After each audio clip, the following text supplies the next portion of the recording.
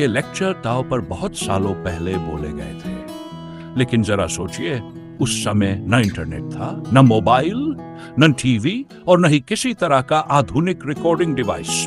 उस समय तकनीक में केवल ऑडियो रिकॉर्डिंग का ही आविष्कार हुआ था, यानी रेडियो या जो भी आवाज से संबंधित तकनीक थी वही उपलब्ध थी।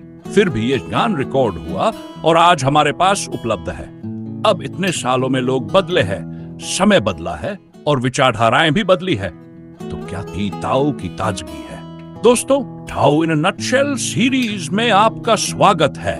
हम रोज एक वीडियो अपलोड करने की कोशिश करेंगे। हमारी पूरी प्लेलिस्ट की लिंक डिस्क्रिप्शन में है, उसे जरूर सेव कर लीजिएगा ताकि आप कुछ भी मिस न करें।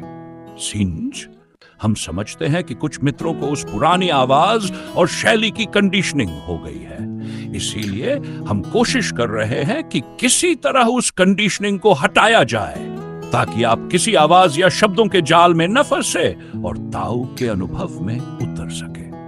सीन, याद रहे, 9th स्पीडी के आसपास ताओ पर गहराई से बोला गया था आचार्य श्री रजनीश जी द्वारा। उन्हें आप उस समय का गूगल कह सकते हैं या जीपीटी बोल सकते हैं, या यूं कहे कि वो स्वयं में ही उस युग का इंटरनेट थे। आज हमारे हाथों में इंटरनेट पहले से ही मौजूद है और इसीलिए इस ज्ञान को नई ताजगी और सरलता के साथ आप तक लाने की कोशिश कर रहे हैं। तो दोस्तों, स्वागत है ताजगी से भरे ताओ इन अ नटशेल में। आइए मिलकर इस यात्रा पर आगे बढ़ें। जो असली सत्य है उसे शब्दों में कहना आसान नहीं है। जो नाम दिया जा सकता है वह हमेशा एक जैसा नहीं रह सकता। यही लाओ त्से का पहला संदेश है, ताओ का रहस्य।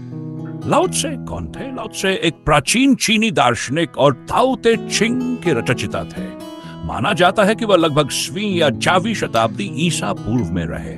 उनके बारे में ज्यादा ऐतिहासिक जानकारी नहीं है, लेकिन उनके विचारों ने ताओ व दाओइज्म की नींव रखी। लाओ त्से ने जीवन को समझने का एक अनूठा दृष्टिकोण दिया। वह मानते थे कि जीवन का वास्तविक सत्य किसी धर्म, परंपरा या किताबों में नहीं है, बल्कि इसे अनुभव किया जा सकता है। उनके शब्द सरल लगते हैं, लेकिन उनके भीतर गहरी शिक्षा छिपी है। लाओ त्से कहते हैं, The Tao that can be trodden is not the enduring and unchanging Tao.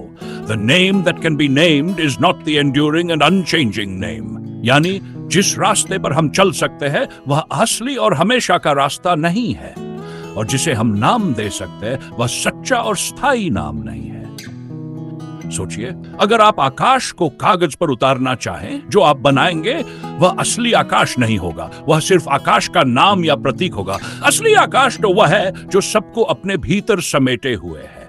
इसी तरह सत्य को शब्दों में पकड़ना संभव नहीं। सत्य शब्दों के पार है। खाली मैदान, फिर पक्षियों का उड़ना, रात के तारे और सूरज के उगने के दृश्य। चित्रित आकाश में न पक्षी उड़ सकते हैं, न तारे चमक सकते हैं, और न ही सूरज उग सकता है। वह केवल नाम मात्र का आकाश होगा, वह मूल होगा।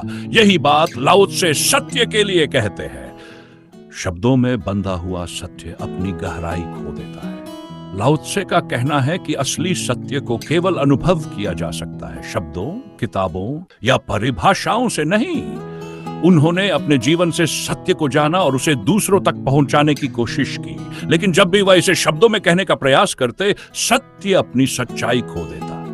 ताओ का मतलब है पथ, यानी रास्ता, लेकिन यह ऐसा रास्ता नहीं है जिसे पैरों से चला जा सके।